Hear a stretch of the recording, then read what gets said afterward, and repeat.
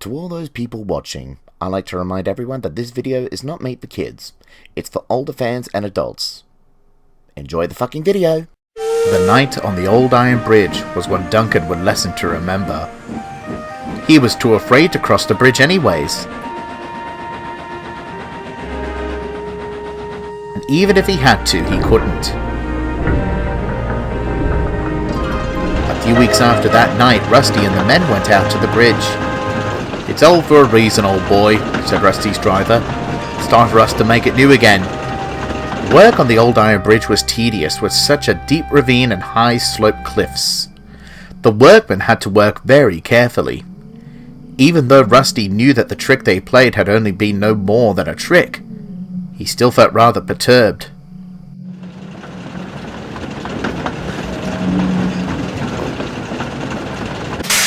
One night, Rusty was back on the bridge. "We have to grab the floodlights," the foreman called to the crew. "Set them up so we can secure the bridge before we go. There's no work in pitch black, and we'll be done with the bridge tomorrow. Mind giving us a hand?" The crew looked at Rusty. "I'll only be a minute," they told him, and went to help with the floodlights. Rusty sat there in the dark, with only the moon's ambient for company.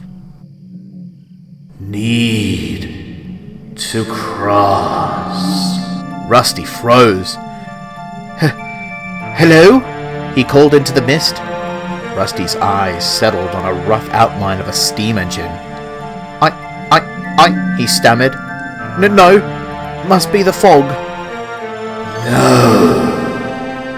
Trick," the engine spoke in stern, hushed tones. Rusty was petrified. Just then a flash illuminated the bridge.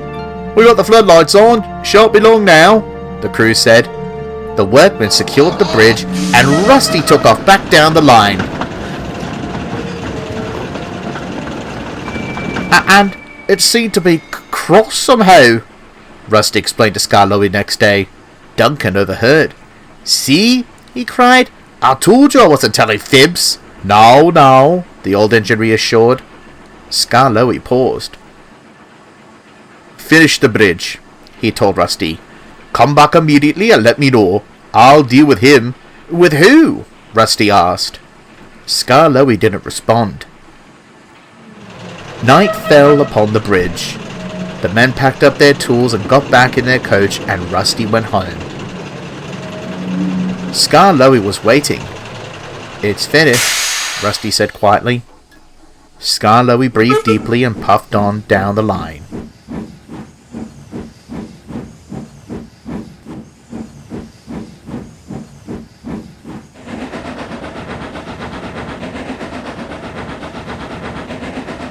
Skarloey arrived at the bridge. The wind seemed to whip furiously as he approached. "I know you are out there. Show yourself." The firefly-like outline returned and seemed to stare coldly at the old engine.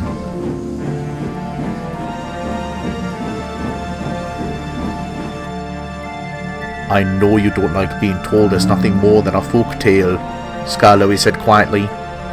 The engine seemed to stare. "You can't stay here. You can't live that night over and over again, old friend." The engine continued to stare coldly. "Follow me," said Skarloey. "Just to the other side then. You can finally be satisfied." The engine didn't do anything. Then slowly, the outline moved closer. Skarloey slowly backed up and the engine followed.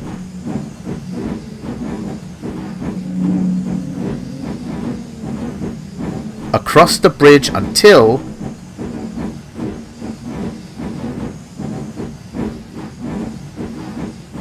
"There," said Skarloey.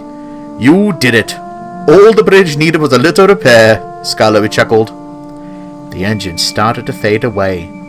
But before he was gone, Skarloey thought he could hear a faint